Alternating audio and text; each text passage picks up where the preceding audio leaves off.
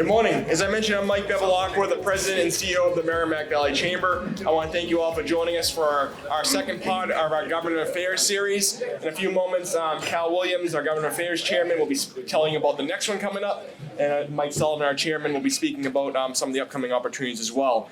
I want to start off by thanking Congresswoman Laurie Trahan and Congressman Seth Moulton for joining us today, so I just want to give them a quick round of applause. And I also want to thank our sponsors for our Government Affairs series who helped making these events possible. And we'll hold our applause to the end. I want to thank All Pro Electric, the Health Connector for Business, the Merrimack Valley Credit Union, Merrimack Valley Chamber Means Business Program, National Grid, Revise Inc., Tech Inc., the Engineering Corp., and WellPoint. So thank you to all of our sponsors as well. As you all know, the Merrimack Valley Chamber has over 100 in-person programs each year. I won't mention them all because we'll be here all day talking about them, but we have networking in the morning, the afternoon, and evening, so there's plenty of opportunities to get involved and get connected. And the one event I just want to talk about real quick is that we have taken place in this room on April 2nd, our annual Spring Business Expo Health and Wellness Fair. It's going to be a great opportunity to showcase your products and services. There's still time to register or be a sponsor for a table. They are selling out, but you can do so now. Our chairman and Government Affairs Chairman will be talking about a few of those programs taking place that day, but a whole host of opportunities. And the last thing I'm going to say, if you're not connected with the Merrimack Valley Chamber on social media, Instagram, Facebook, LinkedIn, or X, make sure to do so. Share your posts. We always appreciate that as well. So again, thank you all for joining us. We appreciate all your support. If the Chamber can ever be of any assistance, please let us know. We're here to help. So again, I want to thank Mary Beth in the back there who helps with the Chamber every single day. So thank you again to Mary Beth. And also Joe as well. But with that being said, I'm going to turn it over to our chairman now, Michael Sullivan, who's also with TA Sullivan Insurance. So Mike, welcome.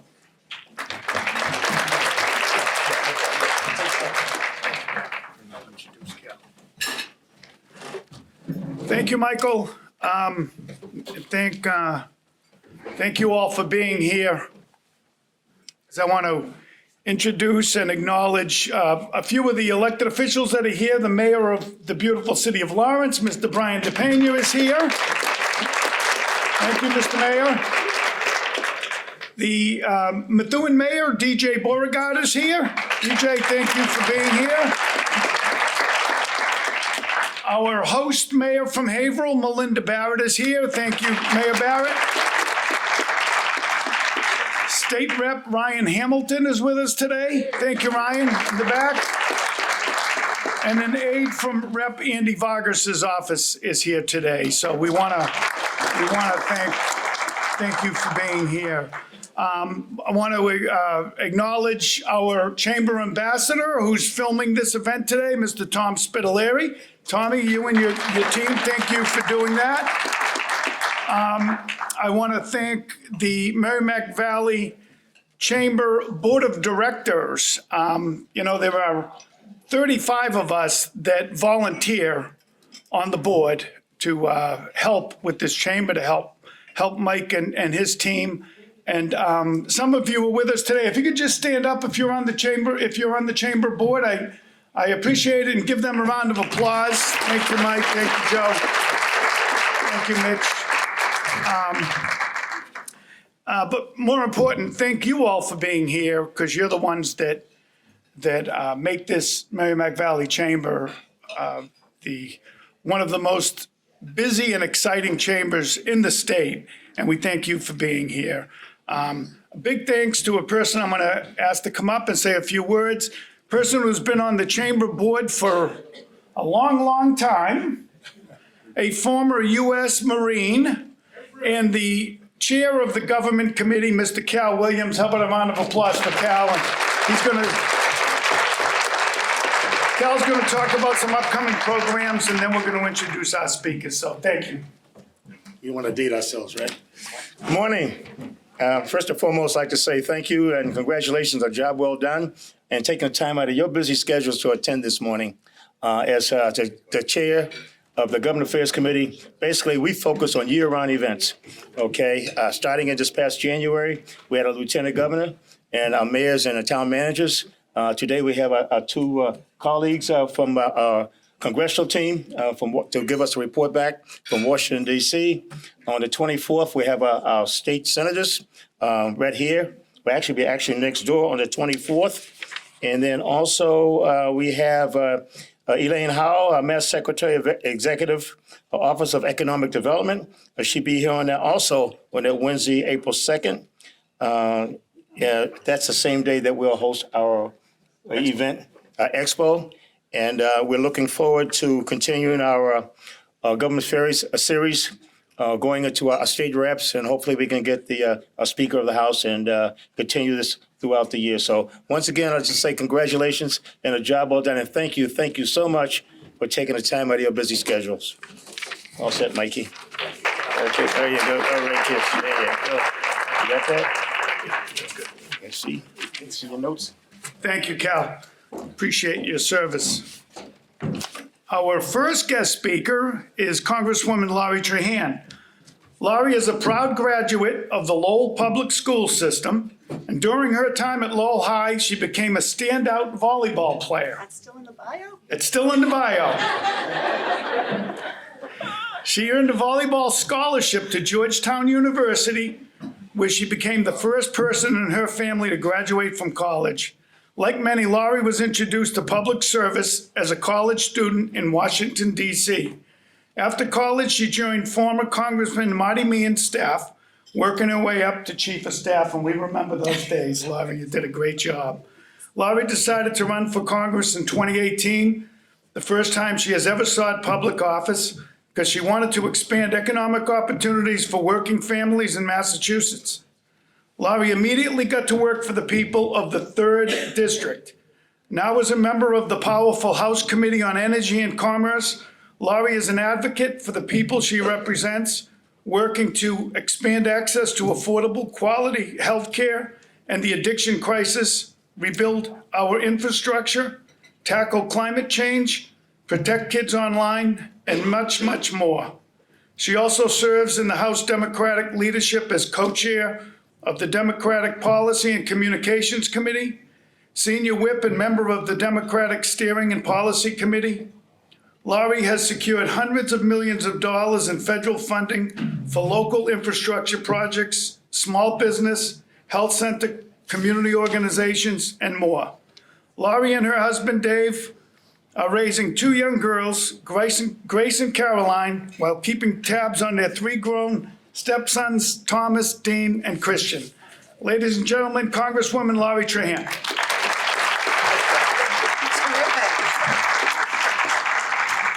Well, good morning, everyone. Can you hear me? Is that good? Good to see you. I'm just gonna get my setup here. It's dark. Perfect. Well, it's great to be here with all of you.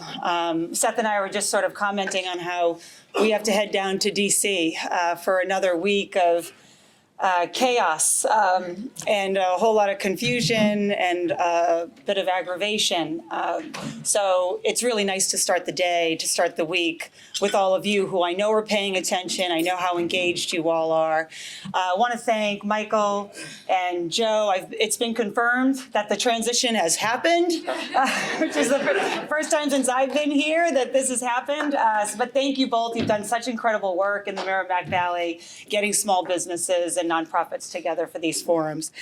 And then certainly it's an honor to be here with my colleague, Seth Moulton, who is a fantastic member of Congress. I'm on the Energy and Commerce Committee, which is the committee of my dreams, and Seth is on the Armed Services Committee. He's on the Transportation and Infrastructure Committee, as well as the Select Committee on the United States competitiveness with China. So we're in very different lanes, and we don't actually see each other as much as you would think that we do. So it was great just to grab a few minutes together to sort of compare notes on so much of the things that we're working toward. We definitely have a long week ahead of us in Washington. because I know how much you all care about what's happening, how much you're advocating and fighting for what's right. It's kind of great to be here, not only to speak to you and give you an update, but to also sort of hear your questions and your concerns, which the Q&A period will provide us an opportunity to do. I know right now, especially in today's political climate, it can feel especially exhausting, a bit confusing with everything happening in Washington. I know each day we wake up to another crisis, another attack on our working families who are still struggling with the high cost of living. Another example of this administration putting the interests of not just the wealthy, but the super wealthy and a small group of tech billionaires ahead of the American people. Since Donald Trump took office, we've seen threats to crucial federal funding.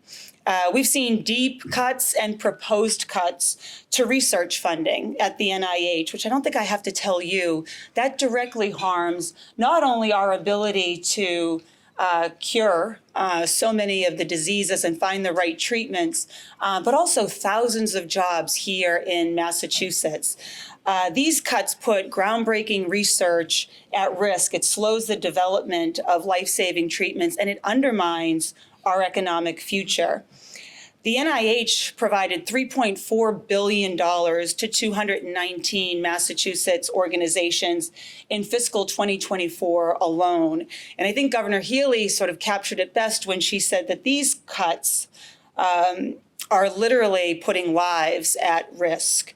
We have also watched as reckless trade policies, ill-conceived tariffs on our allies, no less, threaten to drive up the costs for businesses. Businesses of all sizes, and really take a sledgehammer to consumer confidence. It doesn't matter if you're a small business owner struggling with supply chain disruptions or a manufacturer absorbing higher material costs. These tariffs act as an unfair tax that makes it harder to stay competitive. Meanwhile, everyday costs like eggs and fuel and rent, even the price of butter, which I noticed at my market basket this weekend, are squeezing families like the one I grew up in who are only trying to make ends meet. We've seen thousands of hardworking federal employees laid off due to reckless decisions from this White House. This isn't just about numbers on a spreadsheet. It's about families losing their livelihoods, communities suffering economic blows, and perhaps most importantly, critical government functions and services grinding to a halt. And I'm just going to also touch on healthcare, because in this part of the state, we've already been destabilized by steward healthcare. This administration's proposed deep cuts to Medicaid would be a direct hit on our community hospitals in Lawrence, in Haverhill, and Lowell. These hospitals, they provide essential care to our most vulnerable neighbors. They provide assisted living to our seniors. Without adequate funding, they're going to face staffing shortages, reduced services, and financial strain that could force closures. These are real consequences for real people. Now, I was just listening to the bio that Michael said, and so many of the things that he remarked on, so many of the policies that I work on, I've had the privilege of working in a bipartisan way, right? Mental health, substance use disorder, infrastructure, CHIPS and science funding. Those have been things that Democrats and Republicans have been able to come together and get, and accomplish big wins for not only folks here, but people across the country. Nothing would make me happier than to be able to stand up here with a big, huge smile on my face, talking optimistically about how that's going to continue. But with just 6 weeks of this administration, that is ground to a halt. I sit on the Energy and Commerce Committee, which is a very bipartisan committee. We had so many great bills in the end of year package last year, bills that would have made it easier for kids to get life-saving treatment, make it so we could get more life-saving treatment through the FDA, a package of healthcare bills that would prevent suicide and kids having access to poison that is sold, on sites like Amazon. And those things are, Elon Musk looked at that bill and he said, that bill is too long, there's too many pages, what is this? It must be fraud, abuse, and waste, and killed it. That's how Congress is meant to work. It's supposed to incent Republicans and Democrats to come together and come up with common sense policies that are going to help our communities, that are going to help families, that are going to help small businesses like yours. And I think the hardest part about going to Washington every week right now is that we don't get to work on those things anymore. There is a power on high that is basically telling my Republican colleagues, we're doing it this way. And it's disrupting the lives of people everywhere in this country. All these cuts that I just described. People back home, they ask me for what? Why would they cut Medicaid? Such a popular program. $1 trillion, nearly $1 trillion, $880 billion in cuts. That's not fraud, waste, and abuse, folks. That's transforming a system that has literally provided health care, allowed our community hospitals to treat people who come into their emergency rooms. And it's to give a continued tax cut to people who are doing just fine, right? These are people who are the wealthiest in our country. They're making room with these cuts so that they can extend the GOP tax cuts from 2017 and expand on them. So I'll take just a second to talk about the unelected. And it's not so much the unelected part, because we have a lot of people who run agencies in our country that aren't elected, but they're vetted, right? They have to file conflict of interest and financial disclosure forms. They have to go through a process to get confirmed. Right now we have Elon Musk, who is literally cutting FDA regulators while he wants his neurodisc brain implant to be approved. He's overseeing and making cuts to the FAA safety board as he negotiates contracts with Starlink, his company, Tesla with the DoD. We could go on and on. And so I urge everybody to stay awake. I had a telephone town hall with 8,000 people last week. Even during COVID, we didn't have that many people calling in to hear about what's happening, what we're doing, and what they can be doing. People are scared, they're worried, and they also know it's not right. It's not right to have someone like Elon Musk, who hasn't gone through any process, have access to our most personal and private data. Now, thank heavens we have over 100 court cases, already injunctions in some of them, to have stopped this brutal use of force in taking away services, laying off employees, and having this unfettered access to our most sensitive information. We also have to make sure we're doing everything that we can to hold those folks accountable. That starts in our communities. Our communities are the ones who are hurt most by these cuts. The impact is felt immediately. When the federal funding freeze happened just a few weeks ago, Seth and I got thousands of calls because it was immediate. People felt it. People couldn't access their Medicaid portal, so they didn't know if they could pay their healthcare providers. Our food banks were calling in a panic. We had a roundtable, I see Carl Howell with CTI, to just assess what would happen if during the budget season those cuts became permanent. And it's devastating. It's devastating to so much of the infrastructure that you all have helped provide to make sure that we are closing the gap on children's hunger, to make sure that we are closing the gap, making sure our kids go to school and they have a school lunch and they're fed well at home, so they are in a position where they can go learn. I remain very optimistic. I think you have to in this job. You have to wake up and say that better days are ahead, and that we're going to be part of that solution and part of that, sort of breaking the fever of what's happening right now to get back to work for the American people. We were able to celebrate a lot of great things in these communities, especially. I think about the Basileir Bridge, planting trees in the city of Haverhill. bridges that I know the mayor of Lawrence wants to get done. So many things, this infrastructure that is going to help our communities, help us attract more business, help us stay competitive. Those are worthwhile investments that the federal government walked away from decades ago, and we finally reinvested in our communities in a way that's meaningful. We have to continue that work. So I look forward to your questions. I know that for you all, these aren't just numbers in the Financial Times. You know that these investments in our communities help keep your businesses alive. They keep people employed. They keep our communities strong. And I've worked for much of my career making sure that those investments are spent wisely and that we have public-private partnerships. We focus on economic development. And right now, today, that is under threat. So you deserve a government that works for you. Seth and I are committed to being a part of a government that works for you. That's why we're here today, to ensure that the federal government is a reliable partner, not an obstacle to your success. So I want to thank you for having me, and I look forward to your questions.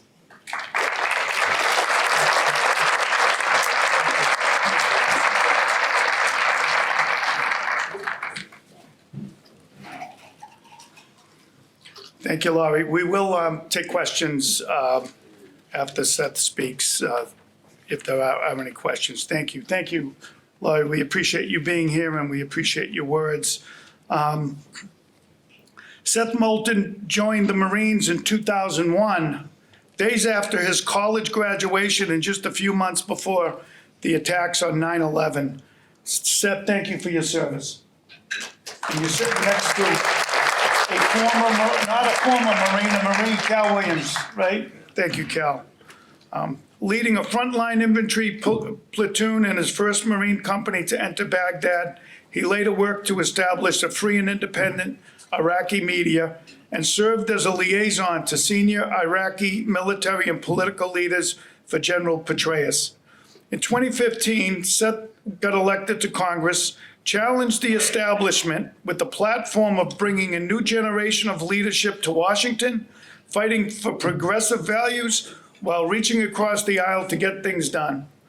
Named the most effective freshman Democrat in his first term, Seth has consistently delivered results for us in Washington.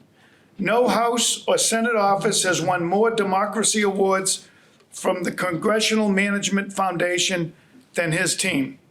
He earned one in 2018 for transparency, a second in 2020 for having the best constituent services in all of Congress, and a third in 2022 for achievement in innovation and modernization. Today, Seth sits on 3 committees. He is a member of the House Armed Services Committee, where he serves as ranking member on the Subcommittee on Strategic Forces. At the beginning of the 118th Congress, he was selected by party leadership to sit on the new Select Committee on Strategic Competition between the U.S. and China, which was created to shape a diplomatic, economic, and military strategy towards the Chinese Communist Party that preserves American leadership and avoids war. As a member of the Transportation and Infrastructure Committee, Seth is the congressional leader on high-speed rail and other next-generation infrastructure. Back home here in Massachusetts, Seth works to support local business and veterans, advance civil rights, and grows the economy. Most importantly, Seth is the proud father of 2 girls, Emmy and Caroline. His wife, Liz, is a sports executive, and they live in Salem, Massachusetts. But a round of applause for Congressman Seth Moulton.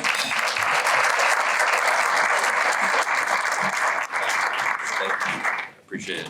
So Mike and Joe, thank you very much for having us. Cal, as always, great to sit next to a fellow Marine veteran is the term we like to use. And Mike, thank you very much for the introduction. Lori, always good to be here with you. And it is ironic that sometimes we spend weeks together in Washington, not actually together, and barely get to talk. So it's fun to sit next to you and chat about our kids and what's going on in our lives and everything else. Now, look, much like Lori said, sadly, we're facing a dark moment in our country. You can be the judge as whether it's as dark as his room or not, but it's a frightening time. And standing here, not just as a congressman, but as a veteran, to be perfectly honest, it pisses me off. So I want to start by briefly commenting on what happened in the Oval Office on Friday afternoon between President Trump and President Zelensky. It shouldn't matter what your politics are. We should all be on the side of freedom. We should all be on the side of democracy, of liberty. We should know who our friends are and who our enemies are. Instead, what we saw was the President of the United States bullying an ally and siding with a murderous dictator. Now, this isn't just bad for Ukraine and Europe, it's dangerous for our own national security. Donald Trump is lying when he says otherwise. Now, if you think I'm being partisan about this, I'll just point out that despite what Republicans have said in the last few days publicly, they say something very differently behind the scenes. I was with a whole delegation of Republicans at the Munich Security Conference just 2 weeks ago, meeting with our European allies, meeting with Zelensky, and it was an entirely different story. Lindsey Graham was part of that delegation, I would point out. Democrats aren't the ones who have changed the script. Of course, there is a familiar pattern. Trump does something that every Republican with an ounce of intelligence and morality disagrees with. Then there's about a 2-hour interval, sometimes more, sometimes a little less, and then suddenly they've spun up some totally ridiculous story to justify it. For Marco Rubio Friday, it was 1 hour and 40 minutes to go from slumping on the couch, cowering in fear, to coming up with some crazy story. Zelensky was disrespectful. He wasn't wearing a suit. Blinders on for the next time Elon Musk appears behind the Resolute desk. Now, no one wants this war to drag on forever, but you don't end it by selling out our friends, putting them in the worst possible negotiating position, and defending a dictator. It says to Russia and China and Iran and ISIS and to every one of our enemies, go for it, because we just might give you a free pass. And it says to every long-standing ally that generations of Americans have fought to keep on our side, none more than the greatest generation in World War II. You can't trust us anymore. I've spoken to you before about how dangerous I believe the situation is with China and Taiwan in the Pacific. Well, it just got much, much worse. So this is something that's top of mind for me right now, and I'm talking to colleagues in Washington, both Democrats and Republicans, about a path forward. I didn't want to come here and not say anything about it just because some of you might believe some of the craziness on right-wing media and think I'm partisan. It's our national security at stake here. Ronald Reagan has no place in Trump world. Now, another issue that is top of mind for us in Washington is something that Lori mentioned. It's the cuts coming from Elon Musk and his government efficiency efforts. My office, like yours, Lori, continues to get thousands of calls and emails from constituents who are deeply concerned about how these cuts will impact us here at home. And let me be clear, I'm all for making government more efficient. The very first law I wrote and passed myself does just that, and I've done more since. Americans deserve a government that works better, delivers services faster, and spends taxpayer dollars, your dollars, more wisely. Nobody thinks that we have that today.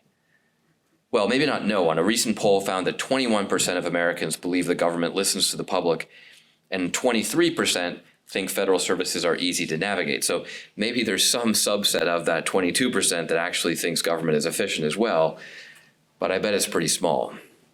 We can do better than that. For years, sitting on the Armed Services Committee, I focused on how the Department of Defense needs to modernize and cut wasteful spending. But here's the problem. What the Trump administration is doing isn't making government more efficient, it's making it non-existent. It's not a strategy, it's a hatchet job.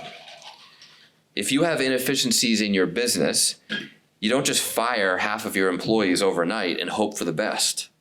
I mean, first of all, just on that point, when you fire people, you fire the underperformers, right? That's what I do in my office. So who do you think took the buyout offer a few weeks ago? It's not the guys wasting time in a corner office doing nothing. I had two people who I know well enough to give me a call for advice on the situation, both parrying far, far better salary offers from the private sector, both who could have made a lot more money all this time, but chose to serve. So the point is that in one of his very first moves, Musk succeeded in making government less efficient by inviting the best, most talented and dedicated employees, those with other options, to make more money elsewhere. By slashing the federal government without a plan, we're losing a generation of experienced public servants. And maybe worse, we're losing future generations of bright young Americans who will never, ever want to pursue public service for our country. I've heard this already from college students who had planned to serve and are seriously questioning that decision now. This isn't cost-cutting, it's self-sabotage, and it could take a decade or two to get back on track. No responsible business owner, and we've got many here this morning, would run a company like this. A good example of what not to do is what the new CEO of Twitter has done. Twitter's revenue has collapsed 84%. The company's overall value has plummeted. So how is this going to impact all of us? Lori gave a few examples. First, we can expect delays in small business loan processing, longer waits for veteran services, backlogs at the IRS, weaker disaster response, and fewer resources for our national security. Companies that receive federal contracts from the government account for about 7.5 million jobs. That's about 4.5% of the nation's entire workforce. Small businesses account for about $3 out of every 10 in those contracts. Here on the North Shore of the Merrimack Valley, we've got a lot of federal funding on the line, and I'm doing everything I can alongside Lori to make sure nothing happens. But I'm not naive enough to think that we're going to be able to protect it all. Cuts in EPA funding will mean less support for cleaning up the Merrimack River and putting a stop to CSOs. Cuts in DOT and FEMA funding will limit our coastal communities' ability to build more resilient shorelines, capable of protecting our residents from the havoc wreaked by more intense storms and flooding. For example, I've been working with the town of Salisbury to support their application for a DOT Protect grant to rebuild dunes and keep Route 1A from flooding, leaving residents stranded. They went to apply for the grant 2 weeks ago and the portal was erased, the opportunity eliminated. In Massachusetts, more than 2 million people rely on Mass Health, including 45% of all children. Think about that.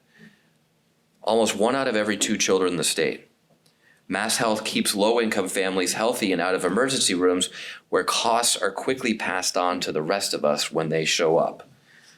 The proposed cuts in Medicaid will cost lives. This is all bad, but if you agree with me that we do need government reform, the point is that this just isn't the way to do it.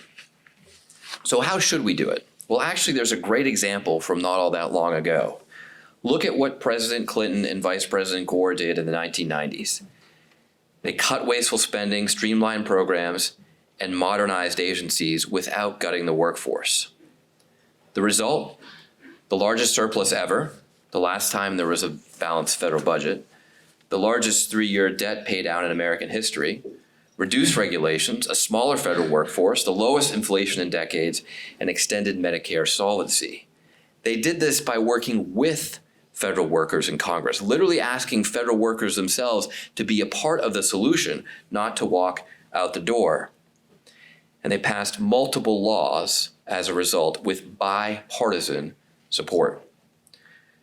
Democrats and Republicans should all be interested in the real solutions that make life better for everyone in our country, that bring down prices, that make it easier to do business. So this is a challenging time. But as the late, great Senator John McCain, the one attacked by the draft dodger-in-chief for getting captured in Vietnam, as John McCain said, it's always darkest right before it's pitch black. I didn't think this room would be such an appropriate setting for that quote, but it kind of works. So yes, honestly, I think things are going to get worse. But I'm not going to give up working hard to make it better. And I look forward to your questions, even though I was a little offended that my bio started after college. I was on the under 10 soccer team. I'll have you know. Thank you very much.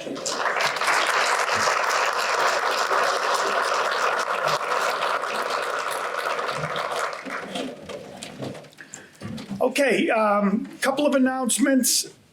All the food there needs to be eaten in the next hour, and we have the hall till 3 o'clock today. So the Congressional team said they will stay throughout till the last question is answered.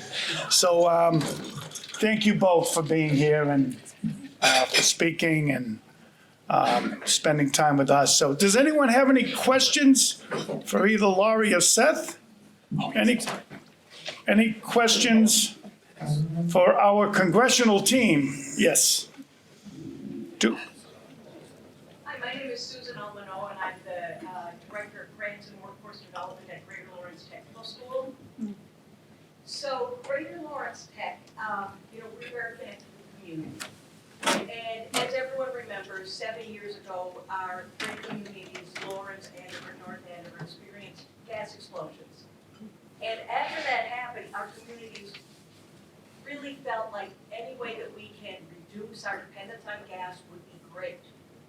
So since that time, the Merrimack Valley Renewal Fund became available, and Greater Lawrence Technical School has won a grant for $1 million to be able to get into our school more curriculum on clean energy technologies, as well as $500,000 of that is for wage reimbursement to small businesses who work in clean energy, so companies like Revise and Alpro Electric. So we're looking forward to doing that as soon as we get that set up. But the thing is that our community wants to continue to go beyond just Merrimack Valley Renewal Fund and mass save incentives. We were also looking forward to Solar for All, which is a grant that Massachusetts won from the EPA about a year ago. So I wanted to ask you, do you have any idea on what we can expect, whether that funding will come to our state or will it be clawed back?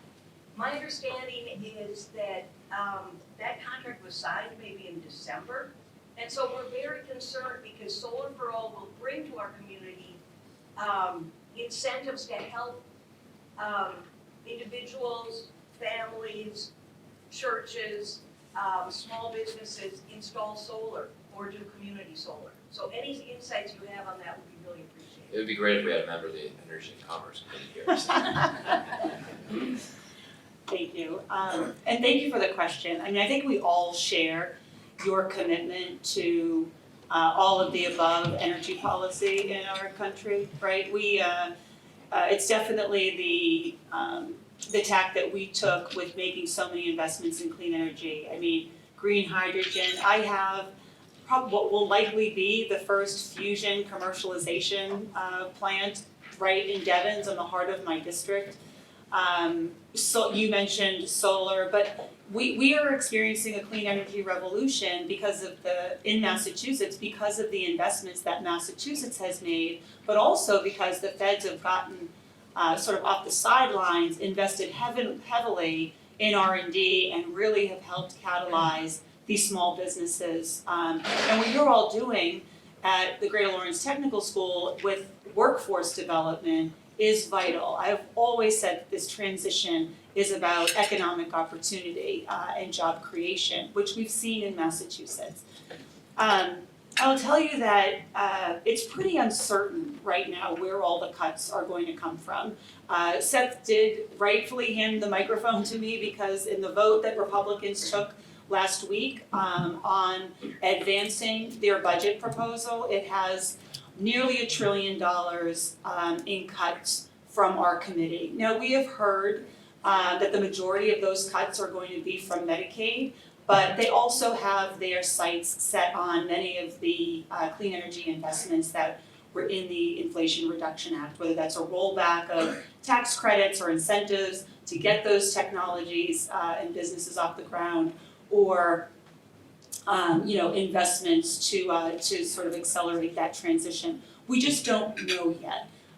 They haven't sort of gone through their next process. It hasn't really been a transparent one in terms of where those cuts are going to come from.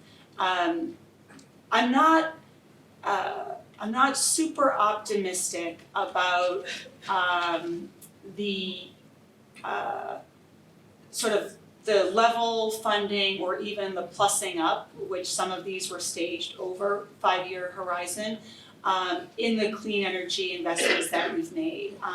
Those are some of the very investments that they politicize in committee and on the House floor.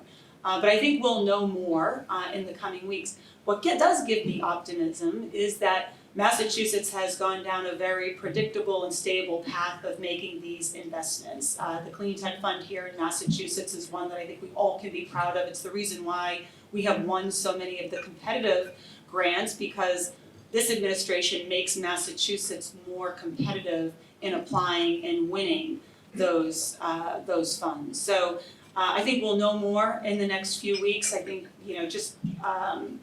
Seth and I are going down to Washington. It's just 11 more days until the Republicans could conceivably shut down the government because they can't agree with how to keep it open and what kind of budget they can unite behind. And then they're also trying to advance their budget reconciliation package, and we'll see where those cuts land. We'll keep you posted.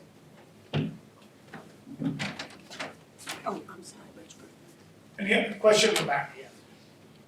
Good morning, my name is Nancy Gardella, and I'm the director of the North of Boston Convention and Visitors Bureau, which basically is the tourism bureau for Essex County, working hand in glove with colleagues around the state to promote Massachusetts as a premier destination. In fact, right now, Massachusetts, tourism in Massachusetts is the 3rd largest industry in 2023, generating over $30 billion in visitor spending into our economy and our small businesses. So you can imagine that I, as a tourism person, bringing other people's money into this economy and knowing that Canadian travelers represent 12% of all international spending in Massachusetts, I'm a little concerned about tariffs and what that means. And I know that when people are loud at the microphone, it's the time to sort of wait and see where the dust settles with things.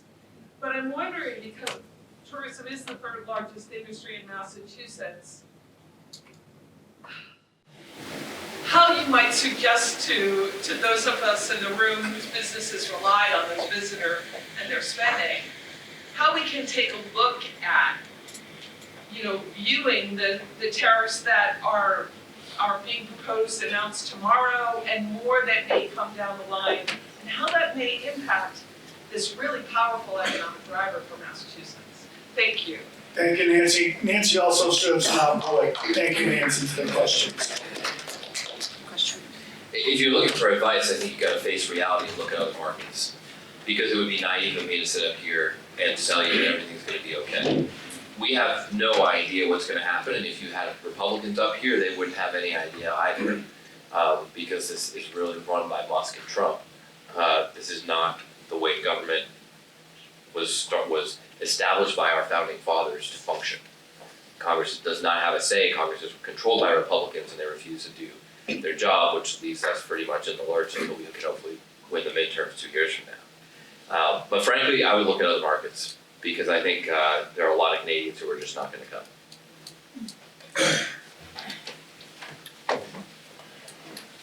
Okay, Nancy? Yeah. I didn't mean you're okay with that answer, but. So then respectfully, if I can follow up. What are you guys poised to do? We all here and in our areas have hired you respectfully. Well, what do you think we're gonna do? We're gonna keep fighting for this stuff, but we gotta face reality here that elections have consequences, And so, when we control nothing in Washington, not the House, not the Senate, not the White House, And Congress won't even do its job because Trump and Musk are scaring Republicans out of following their constitutional duty.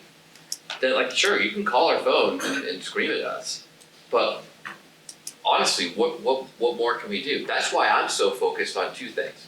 One, making sure that we win the midterms 2 years from now, because that's the first time that we can actually turn the tables on the Republicans and have some leverage. Because I guarantee you that if Democrats are in charge of the House, we're gonna actually act like Congress is supposed to.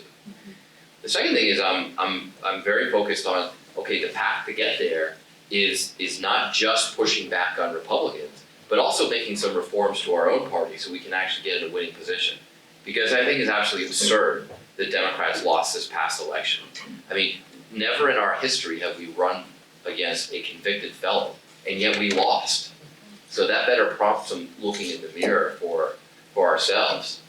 You know, but the reality, and this is what I'm trying to impress upon you, is the reality is that elections have consequences, and this is not gonna get better anytime soon. That doesn't mean that we're not fighting, but we gotta be realistic about what we can do. Thank you. I was just in a meeting with the Canadian Consul General, who, just reminded me, I mean, we've had a great working relationship, but reminded me of how much of our consumption is based on Canadian imports, right? In New England, I think it's nearly 80% of our gas comes from Canada. And they're pissed. They're pissed, whether it's a 25% blanket tariff or a 10%, wherever that falls, it's going to have real impact. Now, everything Seth said is exactly right. I mean, in the 3rd district where I represent, and that includes Haverhill, Lawrence, and Methuen, Lowell, goes all the way south to Marlborough, all the way west to Fitchburg, Gardner. Every single city and town in this last election shifted right? 5% more people voted for Trump in '24 than in 2020. And so I think for us, it is a call to action, not just in elected leaders, and there's 215 of us in the House fighting all day, every day, right, to try to do what we can. But we also have to have a call to action for people on the ground here, right? When gas prices go up, it's going to be because of Canadian tariffs. When everyday goods go up, it's going to be because of blanket tariffs. When people can't access the services they need, it's going to be because of the steep, reckless cuts of Elon Musk and Donald Trump. And so, yes, what Seth said, we are focused on making sure that what happens in this Trump term, or in the first Trump term, happens again. We have a 2018, which is when I ran for Congress, majority makers run, and we are able to, push back and not abdicate our Article 1 responsibility to the executive branch. I mean, that's, when Seth says that Congress isn't acting the way it should because Republicans are scared of Trump, they're not acting like Congress. Many of these decisions should be debated in a transparent way so you can see what I'm saying versus what my Republican counterpart's saying. Decide who's really fighting for the things I care about. That's not happening at all right now.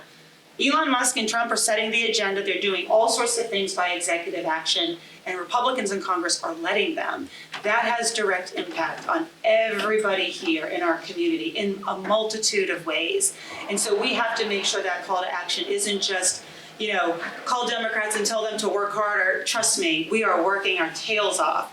We also need people on the ground making sure that the case is being made, why these things are happening to them, so that they're more activated the next time they have an opportunity to use their voice.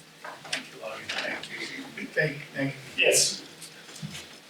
Good morning, everybody. Thank you, Congressman Shanahan and Congressman Bolton.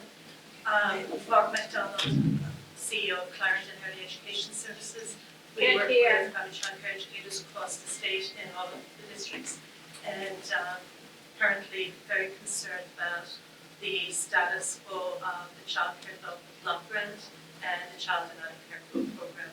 And I wonder if you have any comments to make on either of those very important funding. And Congresswoman Shanahan, you've been in some of our programs for childcare educators, so thank you both for being active, fighting the good fight. I haven't seen any direct targeted action against either of those programs right now, so I'm interested to know your thoughts. Thank you for the question. Well, thank you for being here, and I'm sure I saw Carl Howell, who probably has a very similar question, because whether it's those CDBG block grants, the child care block grants, all of those block grants, which ensures maximum flexibility so that communities and organizations can use them to the way that meets the needs of our communities, are under attack, right? I mean, look, it's nearly 1 trillion in my committee, but it could be cuts. The floor is 2 trillion. That's the floor. They keep reminding us of that. It could be up to 4 trillion. In fact, some of the folks in the Republican Party are demanding that if they're going to have a $4.5 trillion tax cut, it needs to be matched with $4.5 trillion in spending cuts. In which case, it's all on the table, right? I mean, I think those are the fights that are going to be had in these 6 weeks. Where are we stealing from Peter, Paul, and Mary to pay Elon, right? That's literally what it comes down to. We are stealing taxpayer money for programs that people have relied upon for decades, and we're giving it to billionaires like Elon. And so we're gonna be in that fight. We're gonna be doing field hearings in our district. We're going to be doing roundtables like the one so that we can make sure people understand what's at stake. And we'll be bringing those, those voices and those stories with us to Washington. But thank you for the work that you do. I have a question on the side over there. So we'll do one more question. Is there? Yeah, yes. I don't know, Carl from Community Teamwork. First, I just want to say thank you so much for your accessibility. We've had a number of meetings with both of you and our teams over the last 2 weeks. We really appreciate your ear and your guidance. For Community Teamwork, we serve 60,000 households across the Merrimack Valley and Essex and northern Middlesex. There's a lot of concerns, a lot of fears that you've already mentioned that impact our households, impact our staff, impact a lot of the business owners here. I want to know what can we do to support what you all are doing and to make change, because definitely what I'm seeing, I feel like Massachusetts has become a target of late, and there's a lot of fears, and I don't want to feel hopeless. Yeah. And I want to present optimism, and I want to know how we can support you all and support our community. Well, as I mentioned earlier, elections have consequences. And so I think this is a time that it's important to get politically involved. When we need people to stand up and say, I know a lot of people want to check out. I know it's disillusioning. I know it's frustrating. But this isn't a time to check out, it's a time to check in. But when you do that, I want you to also think carefully about how you do so. If you believe my case, that the Democratic Party needs to make some reforms if we're gonna win again, then don't just give blindly. Be smart. Think about, if you read my op-ed in the Washington Post about how we need to start having difficult conversations, then don't support the people in Massachusetts who are trying to shut that down. Support the Democrats who are willing to make reforms, right? I can tell you, Lori and her committee are very willing to listen to that as part of Democratic messaging. There's a real welcome reception for this message in Congress. It hasn't always been the case in Massachusetts. So elections have consequences, it has consequences at the local level too. So make your voice heard, but make it heard in a thoughtful way. I started an organization that really took fire in 2018 called Serve America, that helps service veterans get elected. Not just military veterans, but national service veterans from the CIA, the State Department, Teach for America, Peace Corps, people who have served the country before, because if they can bring that ethic of service to Washington, then maybe we can get a little bit better results. It turns out they're also really great at winning elections. And in 2018, when we took back the House, more than 50% of seats that Democrats flipped in the entire nation were my Serve America leaders. That's a huge outsized impact. That's a way better ROI than the DCCC, if you know what that is. If you don't bother. But the point is, there are places where you can get a good return on investment. and this is a time to invest in our politics. And Carl, just because I know the types of people that that CTI, serves and houses underneath its very broad umbrella, we're collecting stories, right? I have a portal on my website so people can just give in their own words, in their own plain speak, how the Department of Education, for example, getting wiped out would impact them. At the end of the day, when we go to battle, it's not us talking about programs or numbers, finances. It's stories. We bring those with us, and the more specific, the better. In terms of because that's what everyone talks about this election being a mandate. There are a whole lot of people who just voted for lower prices, right? They were not feeling the benefits of what we were claiming, and Seth is right, Democrats fumbled the ball. They were not feeling the effects of the growing economy that we kept telling them with macroeconomic terms was happening. They were just going to the grocery store, going to the gas pump and opening up their mail, and they were like feeling the squeeze. But what they didn't sign up for was getting rid of public school education and all the programs the Department of Education makes it easier for kids like me to go to college, right? Like, they did not sign up for us turning our back on our allies and siding with Vladimir Putin. They did not sign up for cuts to Medicaid that would decimate healthcare for so many.